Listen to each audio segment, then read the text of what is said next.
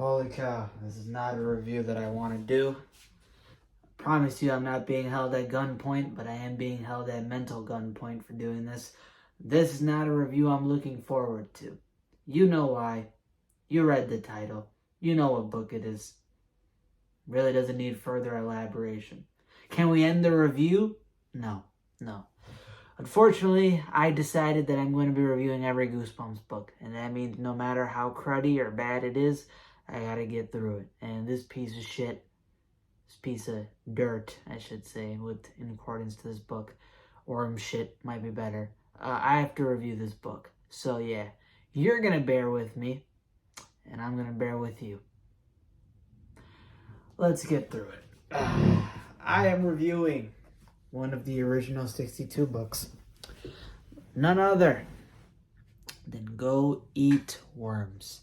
And Go Eat Worms is straight garbage. You know what's coming. You've seen the channel, you've seen the videos. This off rip gets a certified doo-doo water. This book is straight doo-doo water. It's straight shit. I would rather eat worms than reread this book again. Honestly, if you went to like a recess park and you watched worms burrow in the dirt like this kid does, that would be more interesting than getting through this book. This book has a terrible concept. This book has a bully character who you cannot stand.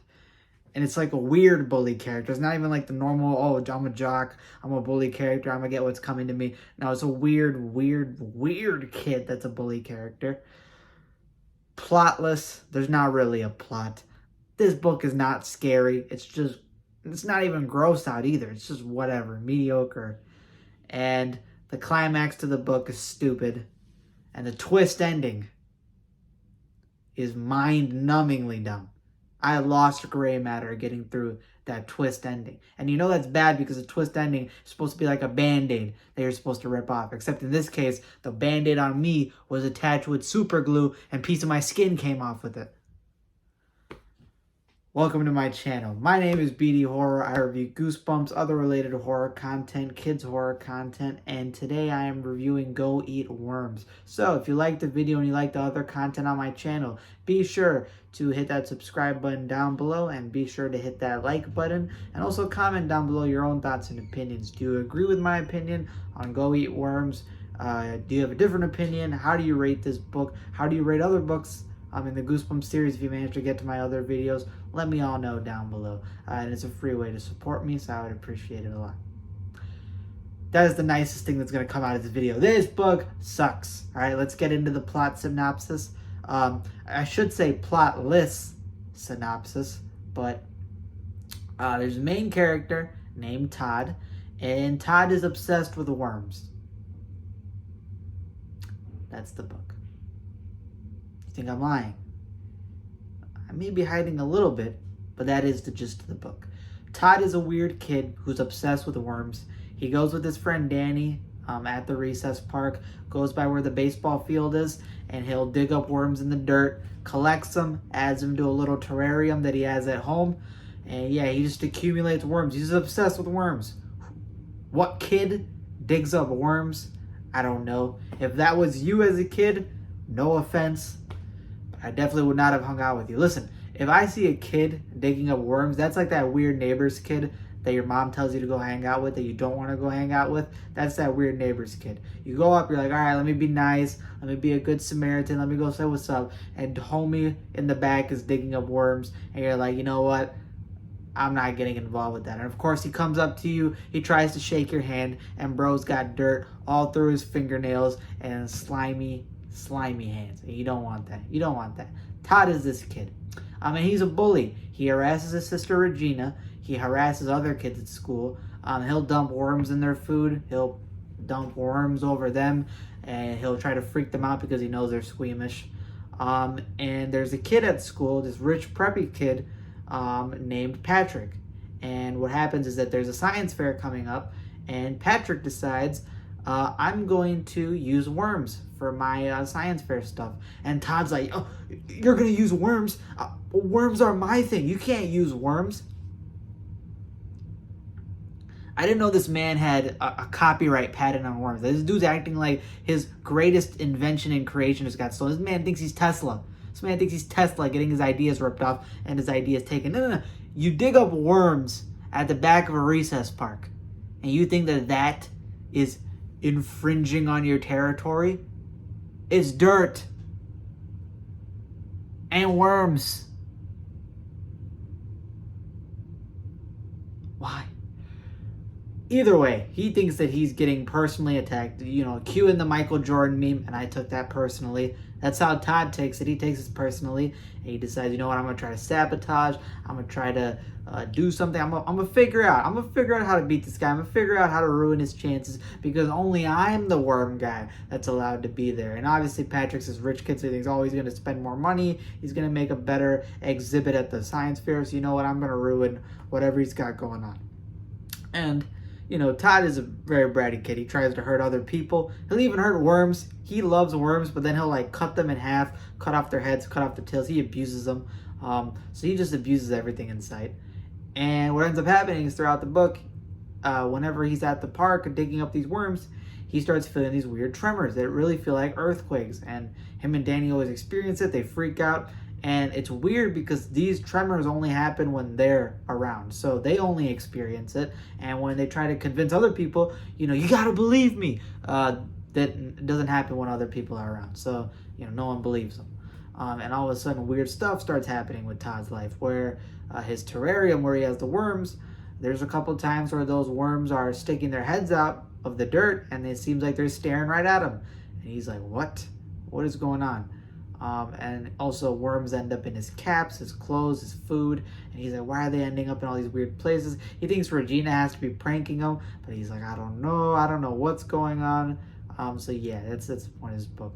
What are the weaknesses in this book after giving you that plot synopsis? The real question is, what isn't a weakness in this book?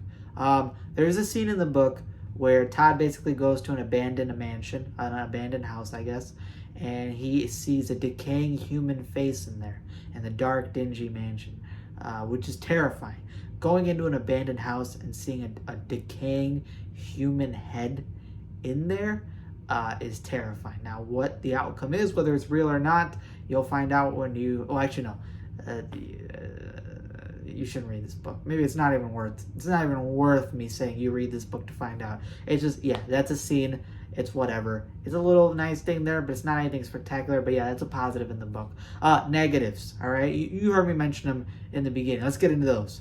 Todd's a horrible character. Todd is a bully character who just harasses other people, harasses animals. He's just snotty, and he basically harasses and bullies everybody, but yet he's super sensitive. He's the type of guy that he'll do stuff to other people, but when they do the slightest little thing back to them, he gets super angry and mad and aggressive, and he feels like he needs to do double or triple the revenge on them, which is if you're that bratty and you're that horrible of a kid and someone does something back to you, that's called Mother Nature. That's called karma. That's not, oh, I took that. How can you do that to me? Well, look in the mirror, buddy. That's Todd. That's why I can't stand him. He's not a likable character. And again, he's a weird bully because he's a nerd. He goes into the dirt and digs up worms. He's that weird neighbor's kid. And yet he acts like he's the top of the school. And he is technically the top of the school. He harasses everyone and gets away with it. He's I don't know if he's popular, but he's definitely the big show-off at school. So whatever this weird hobby is apparently is working out for him until Patrick comes in. Patrick's supposed to be this rich, snobby kid. So it takes a rich, snobby kid in order for, him to feel like, oh, he's inferior, which is if this was real life, this dude would get beat up so fast. He won't even see it coming. It'd be a Marvel ass whooping. That's what it would be. Pardon my language, but it would be a Marvel butt whooping. Justice League level butt whooping. The book has no plot. The book has really no plot. It's just a revenge story and a science fair coming up, and weird stuff happens involving worms. Worms are gross. Eek, worms. Wormies, squirmies. That's the book. There's no plot. It's just sort of basic storyline, and it just gets to the end of the book, and you're like, all right, whatever. Nothing really much happened. The climax to the book is so stupid. There are hints, but the climax to the book is so stupid. You can kind of figure out what would happen or what's going on, but the climax is dumb. And the twist ending is straight up when I realized that this book's for little kids. When I saw the twist ending, my jaw dropped as to how stupid it was. The gray matter in my brain just evaporated reading that ending. I lost IQ. My IQ halved. And my IQ is not high to begin with.